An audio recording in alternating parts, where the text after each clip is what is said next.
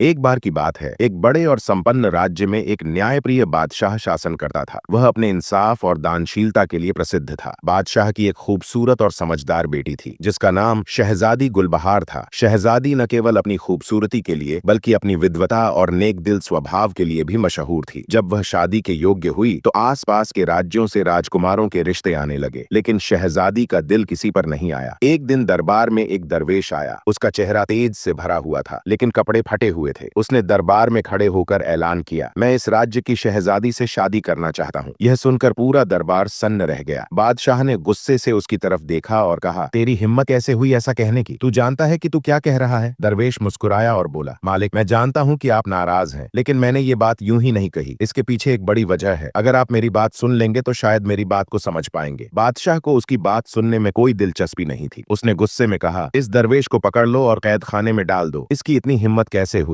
यह खबर जब शहजादी गुलबहार तक पहुंची, तो वह तुरंत अपने पिता के पास गई। उसने कहा, अब्बा हुजूर, किसी फकीर के साथ ऐसा सुलूक करना हमारी शान के खिलाफ है। वह एक गरीब आदमी है, लेकिन इसका मतलब यह नहीं कि आप उसके साथ अन्याय करें। बादशाह ने गुस्से में कहा, तुम इस मामले में दखल मत दो, यह बात तुम्हारे लिए नहीं है। लेकिन शहजादी ने चुपचाप अपनी योजना बनाई और उस फकीर से मिलने कैद खाने पहुंच गई। शहजादी ने पूछा, आप मुझसे शादी क्यों करना चाहते हैं? इसका कारण बताएं। फकीर ने मुस्कुराते हुए जवाब दिया, अगर तुम मुझसे शादी करोगी तो तुम्हें खुद ही इस सवाल का जवाब मिल जाएगा। शहजादी ने कुछ देर सोचा और फिर कहा, ठीक है, मैं आपसे शादी के लिए तैयार हूँ। शादी की खबर पूरे राज्य में आग की तरह फैल गई। लोग यह सोचकर हैरान थे कि एक राजकुमारी जिसने हर सुख देखा है, वह एक फकीर से शादी क्यों करना चाहती है। बादशाह ने लाख मना किया, लेकिन शहजादी अपनी जिद पर अड़ी रही। आखिरकार बादशाह को मानना पड़ा। शादी के बाद शहजादी को फकीर की झोपड़ी में रहना पड़ा। फकीर का घर जंगल के किनारे था, जहाँ न तो आराम था और न ही शाही ठाट बाट, लेकिन शहजादी ने हर हाल को स्वीकार किया। कुछ दिनों बाद फकीर ने कहा, तुम्हें जानना चाहिए कि मैंने तुमसे शादी क्यों की। मैं कोई साधारण इंसान नहीं हूँ, मैं इस राज्य का असली वारिस हूँ। बचपन में मुझे साजिश के तहत इस राज्य से दूर कर दिया गया था, लेकिन अल्लाह की मर्जी से मैंने तुम्हें पाया और अब वह दिन दूर नहीं जब मैं सच सामने लाऊंगा। शहजादी ने यह सुनकर कहा, अगर आप सच कह रहे हैं तो मैं हर हाल में आपका साथ दूंगी। आपकी मेहनत और सच्चाई रंग लाएगी। कुछ महीनों बाद फकीर ने अपनी पहचान साबित की। उसने राज्य के पुराने दस्तावेज और गवाहों के जरिए यह दिखा दिया कि वह ही असली राजा है। पूरा राज्य उसकी सच्चाई देकर चकित रह गया। बादशाह ने अपनी गलती मानी और फकीर को गले लगा लिया। उसने कहा, तुमने न केवल मेरी बेटी का दिल जीता, बल्कि पूरे राज्य का भी। फकीर, जो अब राजा बन चुका था, ने शहजादी को उसकी वफादारी और विश्वास के लिए धन्यवाद दिया। इस तरह फकीर की सच्चाई और शहजादी की समझदारी ने एक नई कहानी लिखी, जो हमेशा के लिए यादगार बन गई।